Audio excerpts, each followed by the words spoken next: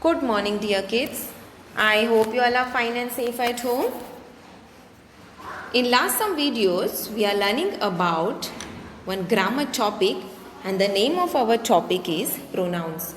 We have learned about the two types of pronouns. Those are personal pronouns and possessive pronouns. Today in this video, we are going to learn about demonstrative pronouns and interrogative pronouns. So let's get started. Here is the definition of demonstrative pronouns. A demonstrative pronoun is a pronoun that is used to point to something specific within a sentence. They can be singular or plural.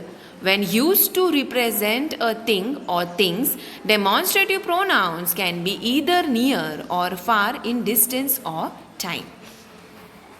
Near in time or distance, we are using this.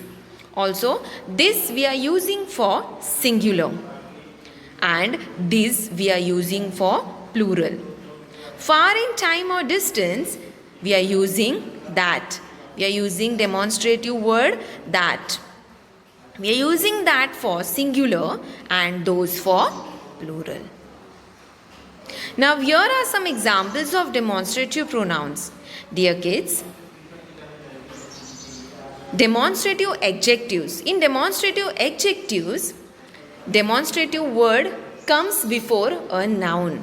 It is pinpointing towards the noun. For example, this is a key. Okay. Now here, key is a name of a thing. It is a noun. And before a noun, this demonstrative adjective is coming. And it is pinpointing towards the noun. But in demonstrative pronouns, the word those, this, that and this are standing alone. They always stands alone. You can see the examples. Those are lovely. Don't drink this. This was my mother's ring. That looks like the car I used to drive. These are nice shoes, but they look uncomfortable. These are ugly. Okay, so let's go further. Now here we are going to learn about interrogative pronouns. Here is the definition. Interrogative pronouns are those which introduce a question, that is a WH question, and the examples include who, whom, whose, what and which. We can usually identify an interrogative pronoun by the fact that they often appear at the beginning of a question. Now, dear kids, who is used to know about the subject? We are using who. We are using who. We are starting a question with the who. That is WH question. If we are starting a question with who, you should always keep in mind that it is used to know about the subject. It is used to ask about the subject. Okay? Whom.